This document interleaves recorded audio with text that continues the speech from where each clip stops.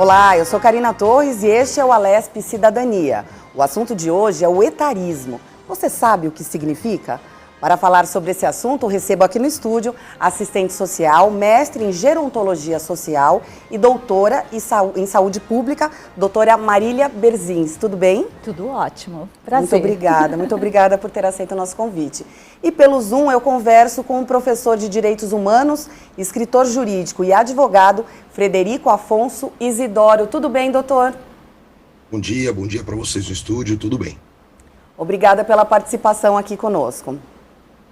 Então, eu vou começar bem pelo início. O que é gerontologia, que é a sua especialidade, doutora? Olha, gerontologia é o estudo do envelhecimento humano nas suas mais e totais manifestações. Então, a gerontologia estuda o processo de envelhecimento humano. E só para lembrar que cada vez mais o Brasil está ficando velho. Então, este assunto de gerontologia é super atual, é super contemporâneo e as pessoas precisam se ligar que se você ainda não é uma pessoa idosa, você vai ser. Você corre o risco de ser, então vamos respeitar, né? Eu acho que a gente espera ser, porque o único jeito de não envelhecer é morrer antes. É morrer, né? antes. Então a gente tem que. Estamos lutando para chegar lá. Para chegar lá. E lembrando que no Brasil, pessoa idosa, ou idoso, ou idosa, é aquela que tem 60 anos e mais. Segundo o que o Estatuto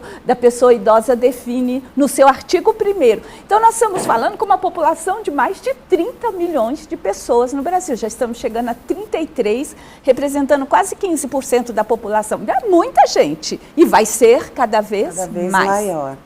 Só uma coisa. E aí as pessoas se confundem. Geriatria, gerontologia, é a mesma coisa? O que são esses dois nomes, né? Exato. A geriatria está contido dentro da gerontologia, que é essa amplitude das questões que envolvem o envelhecimento humano. E a geriatria é uma especialidade da medicina que estuda, né, as principais doenças, agravos que acometem as pessoas idosas. Com mais de 60 anos. Com mais de 60 anos, perfeito. Doutor, como está hoje a situação das pessoas idosas em relação às leis? Essa proteção, a gente ainda precisa evoluir ou a gente está protegendo bem a terceira idade? Não sei se ainda chamamos assim, também não? Não. A melhor idade. Pior. Piorou. As pessoas maiores de 60 anos. Bom, vamos lá. Bom dia aí novamente. Como a doutora Marília falou, nós temos uma população, com a evolução da medicina, nós estamos aumentando a idade média do brasileiro, né? Essa questão do etarismo, já respondendo por que nós temos determinadas legislações, ela é nova a discussão no Brasil, né? Mas os Estados Unidos começou isso na década de 60. Na verdade, tem até um termo que é preconceito de idade, o ageism, em inglês, que é de 69. Os Estados Unidos têm uma lei de preconceito contra a idade do trabalhador com mais idade, mas lá começava na década de 60 aos 40 anos.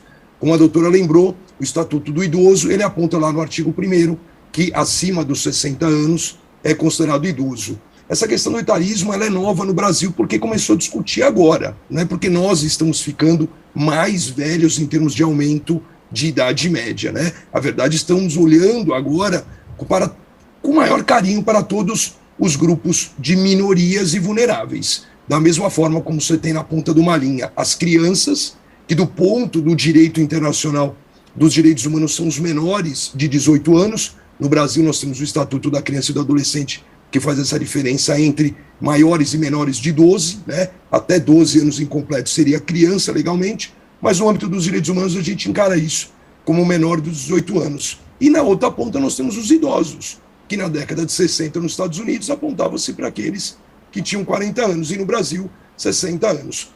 Eu acredito que nós temos a Constituição Federal que já o protege, temos o Estatuto do Idoso que protege, nós temos muitas normas internacionais que foram incorporadas ao ordenamento jurídico brasileiro que nos protege, mas eu gosto sempre de lembrar uma palavrinha, uma passagem do livro do Juan Crouet, A Vida do Direito e a Inutilidade das Leis. De nada adianta a gente carregar, estamos falando aí com vocês no estúdio, da Casa de Leis do Estado de São Paulo. De nada nós fazermos leis e mais leis, atos normativos, se esta lei realmente não tem uma concretude, uma aplicabilidade. Eu penso que as coisas não se resolvem só por leis. As questões devem ser resolvidas por cidadania, que é um dos fundamentos da República Federativa do Brasil. Então, eu vejo que é muito mais uma questão de cidadania, de educação, do que de legislação. Uma questão de respeito, né? Isso. Doutora, a gente conversou um pouquinho antes da gente começar o programa e a gente falou para mudar o nome, então, né? Mudar para idadismo. Por quê? Eu queria que você me explicasse o que é, né, do que estamos falando e por que essa mudança de nome. Olha, na verdade, etarismo tem na língua portuguesa, mas a gente tem uma palavra melhor, que é idadismo. Idadismo, a raiz da palavra vem idade. Então, quando a gente fala etarismo, pode ser que um conjunto de pessoas não compreendam daquilo que nós estamos falando. Então, tem idadismo, tem gerontofobia, né? Tem ageísmo, tem vários nomes que definem exatamente isso. O mesmo problema. E é problema, a mesma situação. A síntese é o preconceito, é a discriminação à idade. E vamos pensar que o preconceito etário, o idadismo, não se refere exclusivamente às pessoas idosas. Os demais grupos etários também podem sofrer preconceito. Vou dar um exemplo, adolescente. Todo mundo diz que adolescente é igual a aborrecente. Isto é idadismo, porque eu generalizo um grupo etário e dou um estigma. Eu digo, eles são aborrecentes. Isso não é verdade. Como nós trabalhamos, somos ativistas, profissionais do envelhecimento, então nós estamos falando de preconceito às pessoas idosas. Então, voltando, todas as faixas etárias podem sofrer, mas é preconceito, discriminação. Mas no Brasil este assunto é muito sério. Ele se manifesta de diversas formas, né? E é nisso que a gente vai conversar um pouco no programa, mas a definição para você que está nos escutando, para você que está nos ouvindo, é essa. Idadismo, etarismo, gerontofobia, tem uma outra que fala veísmo ou velhismo, né? São todos termos que exprimem um preconceito às pessoas que são, no caso que nós estamos discutindo, maiores de 60 anos. E esse preconceito é tão forte que ele segrega, ele separa, ele dá estereótipos e os estereótipos negativos, de tal forma que em muitas circunstâncias eles são desprovidos de uma proteção, quer seja da sociedade, quer seja de uma empresa, por exemplo, que julga que a pessoa com 60 anos não tem mais condições de trabalhar, porque ela por exemplo, ela tem dificuldade de encarar mudanças, ela tem o salário mais alto e eu não vou conseguir pagar, que ele é uma pessoa doente. Esses conjuntos de símbolo fazem com que na hora da seleção ponha-se um critério não expresso, porque vocês sabem que nós estamos protegidos, não podemos sofrer discriminação, mas ele dificilmente será contratado simplesmente pelo fato dele ser idoso. Vão inventar outras desculpas. Vão inventar outras desculpas. E mais graves, o idadismo está acompanhado, por exemplo, de sexismo, de homofobia, de racismo.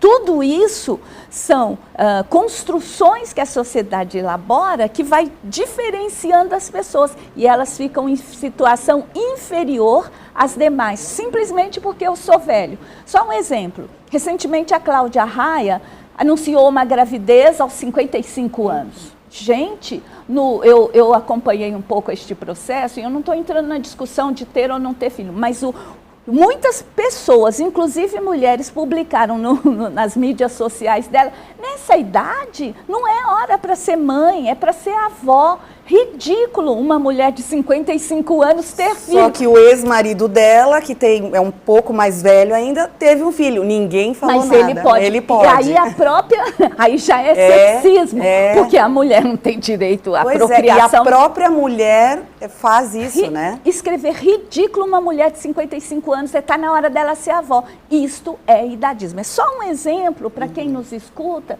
para prestar atenção, não é? E muitas pessoas idosas, é muito sério isso, elas ouvem a vida inteira, e elas absorvem e elas passam a acreditar, de tal maneira que fala assim, nossa, eu sou muito velho para fazer isso. Então ele vestiu o que a sociedade rotulou, ele acredita e ele age leva daquela... para a vida dele. Exatamente. Doutor, quais são os principais casos que o senhor tem conhecimento dessa discriminação com os maiores de 60 anos? Eu vou só pegar um pouco da fala da doutora Marília, de duas oportunidades. A primeira questão interessante, ouvindo, né, com o conhecimento técnico que ela detém, eu penso que o idadismo poderia até ser gênero e o etarismo espécie, né, porque o idadismo pegaria todo, e o etarismo, pelo menos o que a gente estuda, ele aponta para os idosos tecnicamente. Nós tivemos uma mudança recente aqui nas placas no estado de São Paulo, ou no município de São Paulo, vi essa notícia essa semana, como é que simbolizava a placa, os locais de idosos. Um caricato de um ser humano com uma bengala. Já é um preconceito. Nem todo mundo que depois de 60 anos está de bengala. Então as placas agora de sinalização, elas serão mudadas paulatinamente com uma placa assim, mais de 60. Isso é um exemplo de preconceito, isso é um exemplo de mudança de paradigma. Pegando a questão da Cláudia Raia, eu passei por isso ontem. Eu tenho 49 anos e eu tenho um bebê, eu tenho 4 filhos homens, mas eu tenho um bebê de 20 dias.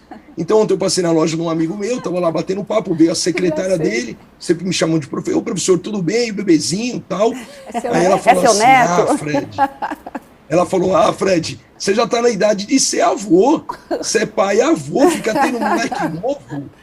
Aí eu falei assim, não, mas está tudo bem, criança é sempre uma alegria, é sempre uma energia. Então, veja só, é um preconceito ontem para uma pessoa que tem 49 anos. Talvez até não aparenta ter 49, aparenta ter 50, 55, mas pouco importa a sua aparência. É um preconceito, então nós temos muito, sim. Em contraponto, eu vejo hoje uma onda muito forte no mercado de trabalho para a contratação de pessoas, antes era acima de 40, ou seja, você já começava a ficar obsoleto no mercado de trabalho acima de 40. Mas agora há um mercado, eu acompanho muito isso, principalmente pela rede de LinkedIn, há um cenário favorável para a contratação de pessoas com mais de 50 anos. Né? Os preconceitos, como a doutora Marília falou, a questão do racismo e sexismo, por um paralelismo, a gente tem isso também. Né? Aquilo que a gente tinha um comportamento na década de 80, que era ali aceitável, eu sempre falo, nunca normal,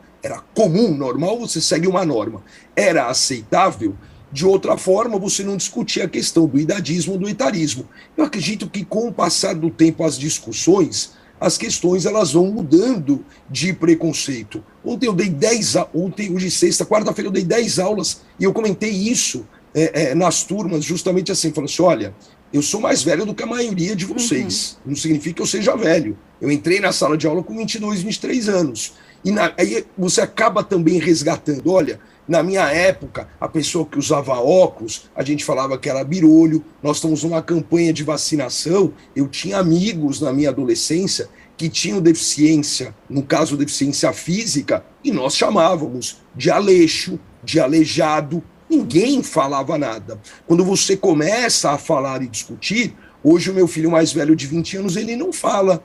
Né? Aquela pessoa que não era batizada, você não é batizado, você é filho de mãe solteira, ninguém comenta mais isso. Passamos já dessa linha de preconceito, superamos e evoluímos. Eu acredito que esse tipo de discussão que nós estamos tendo agora, a abordagem acadêmica, livros, reportagens, artigos, ao longo do tempo isso vai ter uma transversalidade para as escolas, já na base, que é onde eu prego muito isso. E a hora que você começar a discutir esse tipo de questão de uma forma muito cotidiana, os preconceitos eles vão diminuindo. O preconceito, ele tem, Karina, a todo momento, né? Ah lá, tinha que ser velho dirigindo. Nossa, cara, tem que esperar o velho atravessar a rua. Quer dizer, às vezes não é nem velho, às vezes a pessoa está com algum problema ortopédico, às vezes a pessoa tem uma deficiência, mas há ainda este linguajar do dia a dia coloquial, discriminatório, né? Então a gente vai falar assim, a criança não tem filtro. Aí eu volto para o preconceito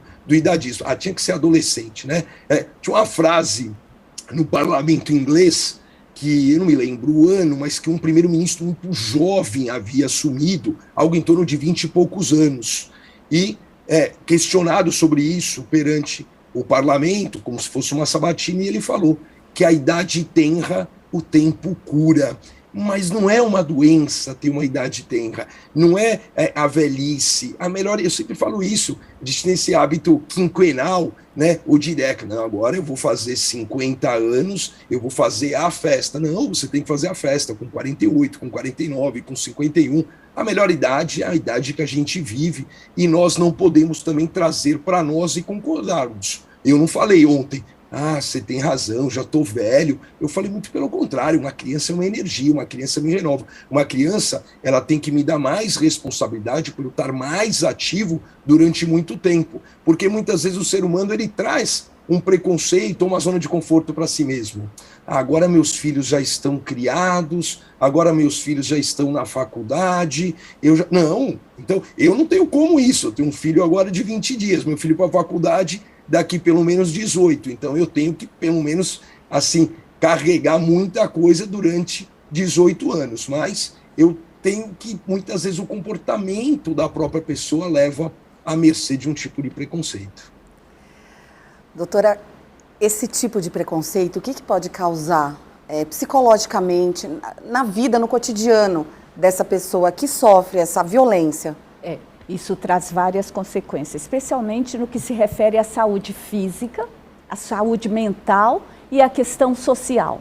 Imagine, você todo o tempo recebendo mensagens que não é só no discurso verbal, mas ele se manifesta inclusive na oferta de políticas públicas, na família, na sociedade, no Estado, dizendo que velho tem que ser tratado diferente negativamente. Isso vai, como eu disse, ele vai se vestindo deste preconceito e isso lhe causa doença física, não é? Porque eu sou velho mesmo, a imagem que o doutor falou sobre a pessoa idosa, nem todo velho usa bengala. Por que nós somos representados numa bengala? Eu estou ensinando para os mais jovens dizer assim, tá vendo? Não vale a pena ficar velho, não vale a pena se envelhecer. Você vai ficar, né? Você vai ficar detonado, bengalado, como eu falo. Então, esse discurso coletivo vai minando a capacidade do sujeito. O idoso pode ter, inclusive, depressão, porque quando ele entra no ônibus, e essa é uma discussão gravíssima que nós temos no cenário do envelhecimento,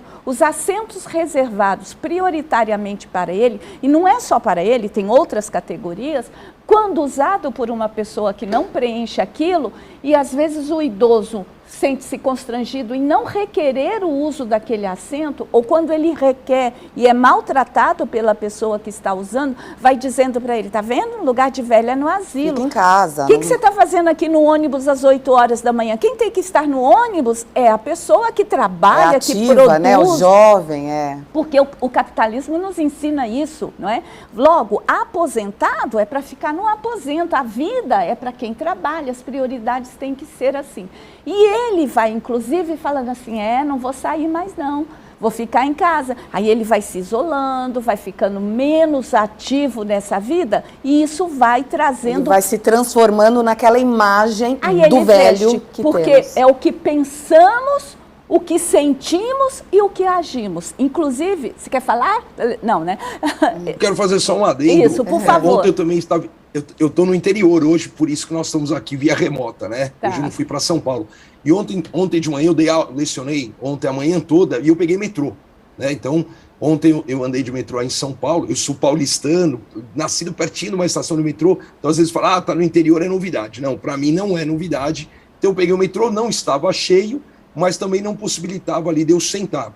E eu percebi que os assentos destinados, vou chamar assim, a categorias especiais, porque hoje até a inclusão da pessoa ateia. Eu tenho 2 filhos autistas, então eu vejo com um simbolismo maravilhoso ali dentro do metrô, o símbolo ali do mosaico do autista, e eu vejo, então, as cadeiras próximas à acessibilidade, próximas às portas, elas estavam vazias. E a primeira questão é que o assento, ele é preferencialmente, né, ele significa que se não tem ninguém, não há problema. Não é exclusivo, né? Preferencial. Em usar. Então eu estava de pé, ali eram 6, 7 estações, e aí uma jovem, ela sentou e nós nos aproximamos da estação Tietê, que é do terminal rodoviário, então você tem um volume maior, né? Ela estava exatamente do meu lado, eu fiquei só olhando.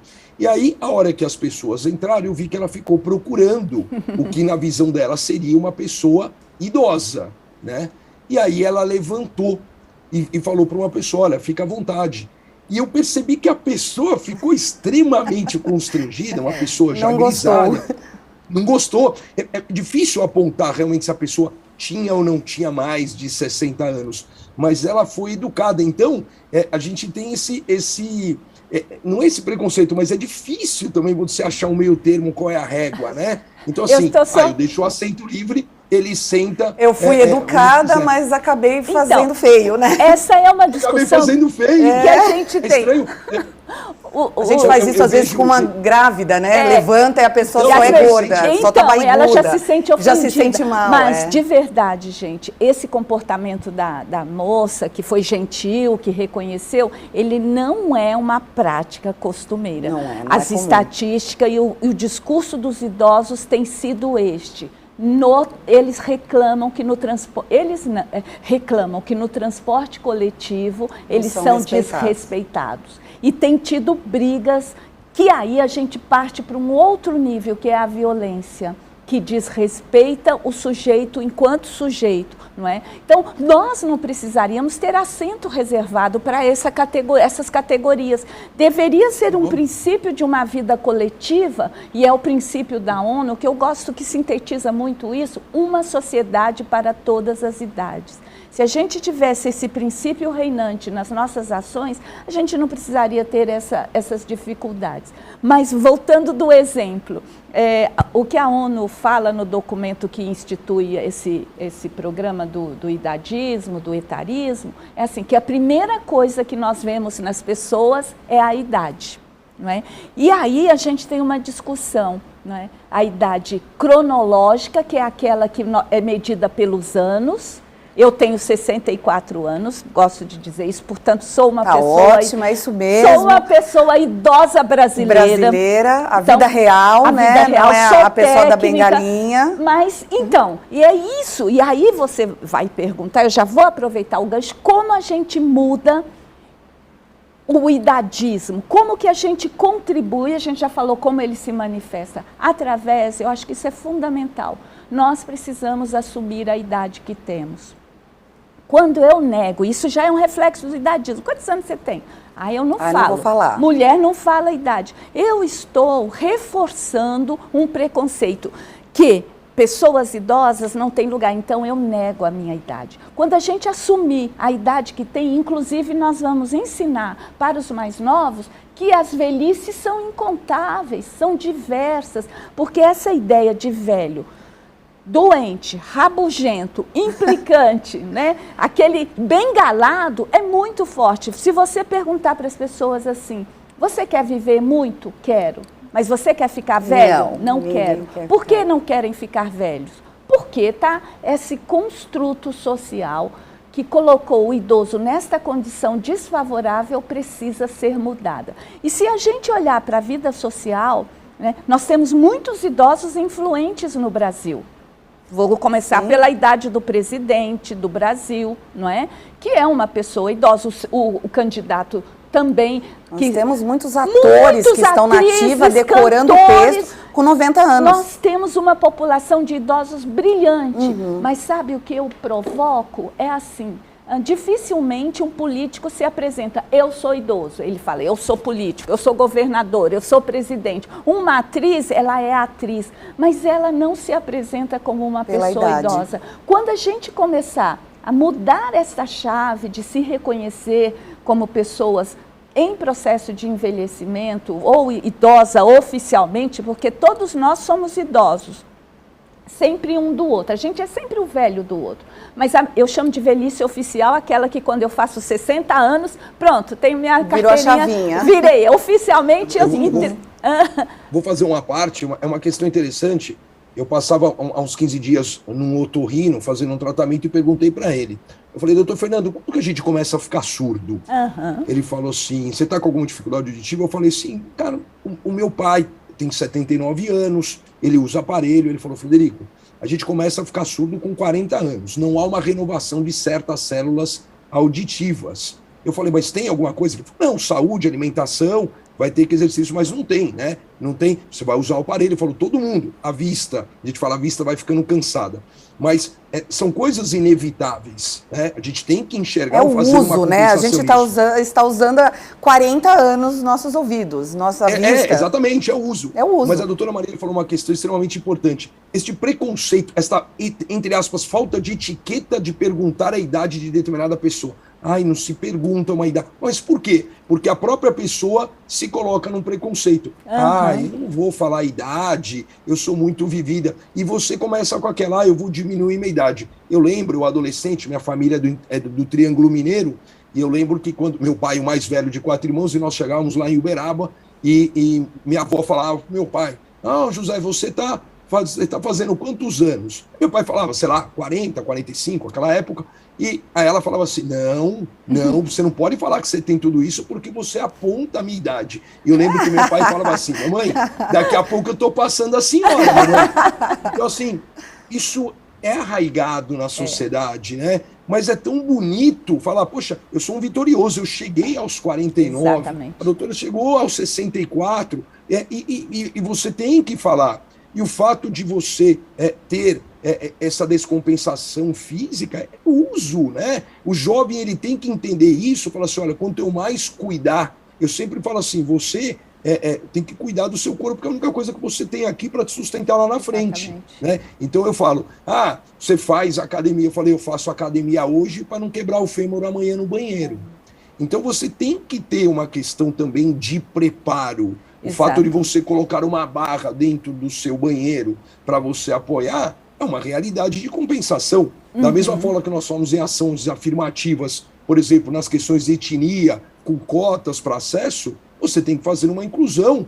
Aquele que tem já um cansaço do seu corpo, seja uma rampa, seja um elevador, seja um assento preferencial, mas ele também não é obrigado a sentar, né? Tem muito, aqui, me perdoe até o termo se ele for preconceituoso, mas tem muito velho jovem, tem muito jovem velho, né? Muitas vezes fala assim, pô, a hora que você chegar na minha idade, você vai estar como, né? Então, assim, eu acho que é uma mudança de paradigma, tem que falar, tem que comentar, não adianta só lei, tem que comentar, tem que ter educação. A doutora Maria falou, não tinha que ter assento reservado. Você tinha que ter um reflexo automático de educação coletiva, de exercício de cidadania, para dar, o senhor quer sentar, a senhora quer sentar. Pronome de tratamento, muitas vezes fala assim, eu não sou senhora, eu não sou senhor. Eu, muitas vezes, professor, chega... Eu mesma já falei, eu não sou senhora. Mas o que é ser senhora, o que é ser senhor? É verdade. Acho que a gente precisa pensar. O que é ser senhora?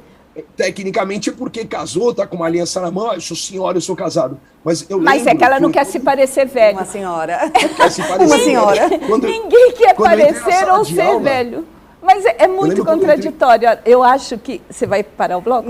Porque eu sei que o doutor tem um compromisso, então... Eu tenho que sair, eu tenho uma reunião então eu vou chamar o intervalo, mas eu queria, antes do senhor sair, o senhor falou do racismo e tal, o problema, a falta, esse preconceito com o idoso, é um crime como o racismo ou não?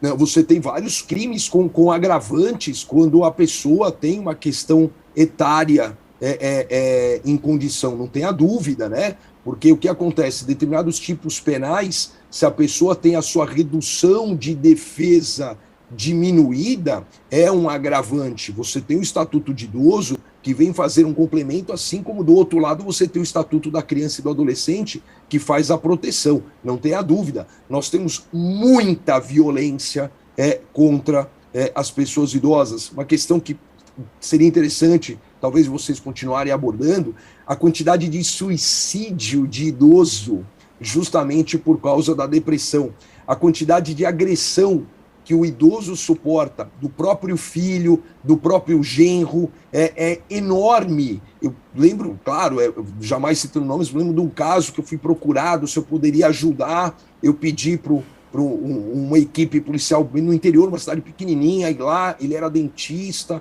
mais velho, sustentava a casa com a sua aposentadoria, a filha, o genro, e ele apanhava do genro. E ele tinha vergonha de denunciar. Como lá atrás, no século XX, no século XIX, a mulher não denunciava as suas agressões, o idoso ainda tem muita dificuldade de denunciar. Ele tem vergonha de falar que ele é agredido pelo genro, que ele é agredido pelo filho, e isso acontece, mas numa quantidade absurda. E nós muitas vezes não temos ciência disso, porque justamente ele é o que a gente chama de uma margem que você não enxerga de denúncias, porque elas não são formalizadas. Então você tem sim essa questão criminal, tem que denunciar, né? Como a gente fala hoje muito de feminicídio, de violência doméstica, a violência doméstica não é só tendo ali a mulher como um vulnerável a ser agredida fisicamente, mentalmente, financeiramente, sexualmente. Você também o tem na ponta da linha do idoso ou da idosa. Isso tem que ser muito discutido. Muito obrigada por esse esclarecimento. É importante, né? Você que está aí assistindo a gente, tem mais de 60 anos, você tem sim seus direitos, né? Você tem toda uma proteção, toda uma rede de apoio. Então, não está sozinho. Está sofrendo algum tipo de violência, algum tipo de abuso, tem que denunciar. Chama um amigo, um vizinho, pede ajuda para alguém, que alguém vai saber como encaminhar, né? Como procurar uma ajuda. E eu agradeço a participação do advogado, o Dr. Frederico Isidoro, que agora ele tem que ir embora. A gente continua, a gente vai para um breve intervalo, a gente continua com a doutora Marília. Mas muito obrigada pela participação e até uma próxima. Eu que agradeço, parabéns à TV Alesp, é um tema extremamente importante, insisto, muito novo e não discutido, que tenham ainda outros temas para nós continuarmos sobre o mesmo tema, outras datas, outras discussões. Bom trabalho para vocês aí no estúdio, fiquem com Deus, um bom final de semana. Obrigada. E você fica aí, voltamos já já com mais informações, muito mais sobre esse assunto da idade.